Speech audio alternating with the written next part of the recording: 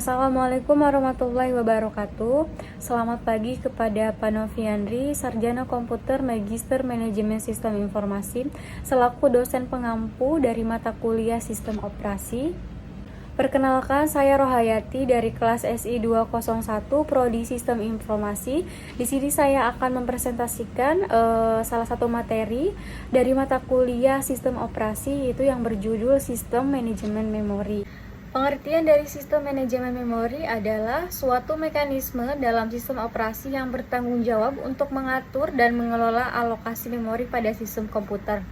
Sistem manajemen memori bertujuan untuk memaksimalkan penggunaan memori, mengalokasikan memori dengan efisien, serta mengoptimalkan kinerja sistem komputer. Fungsi utama sistem manajemen memori dalam sistem operasi adalah mengalokasikan dan mengelola memori pada sistem komputer. Sistem manajemen memori juga bertanggung jawab untuk menjaga keamanan dan kestabilan sistem komputer dengan mengatur hak akses pengguna terhadap memori. Selain itu, sistem manajemen memori juga bertanggung jawab untuk mengimplementasikan konsep virtual memori pada sistem komputer. Tipe-tipe memori pada komputer yaitu yang pertama, Random Access Memory atau RAM, jenis memori utama yang digunakan untuk menyimpan data sementara saat komputer sedang berjalan. Yang kedua yaitu Read Only Memory atau ROM, jenis memori yang berisi informasi yang tidak dapat diubah atau dihapus seperti informasi BIOS pada komputer. Yang ketiga itu ada Cache Memory, yaitu jenis memori kecil yang digunakan untuk menyimpan data yang sering diakses oleh prosesor.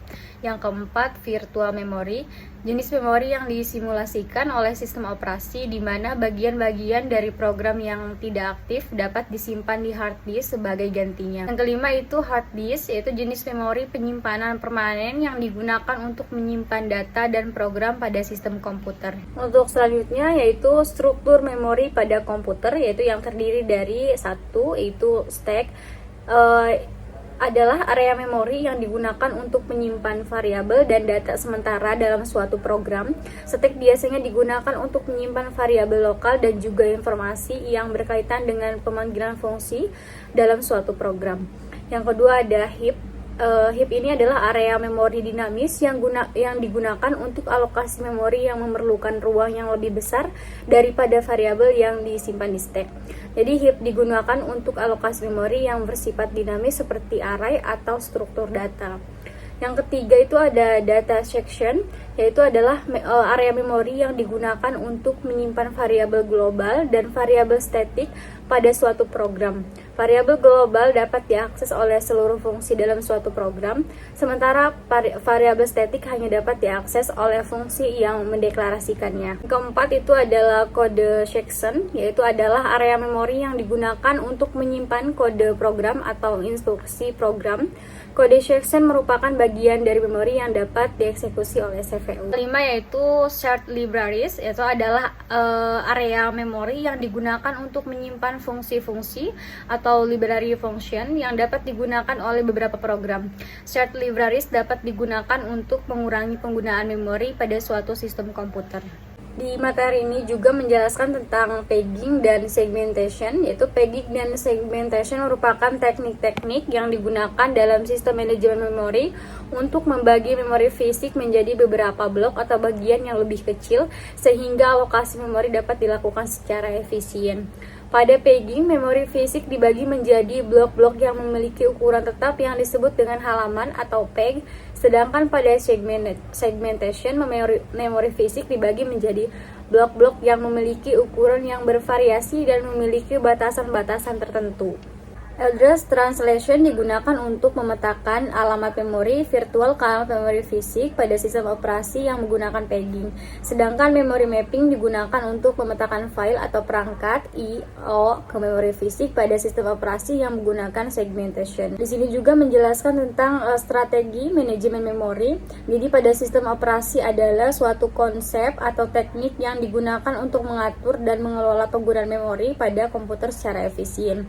Di sini strategi strateginya ada 5, yaitu yang pertama ada single contiguous allocation, yaitu alokasi dengan batas tunggal, yaitu suatu teknik pembagian memori yang digunakan untuk sistem operasi dan lainnya untuk program dan data sehingga hanya punya satu pembatas antara sistem operasi dengan instruksi atau program. Sistem operasi program dan data tidak terpakai.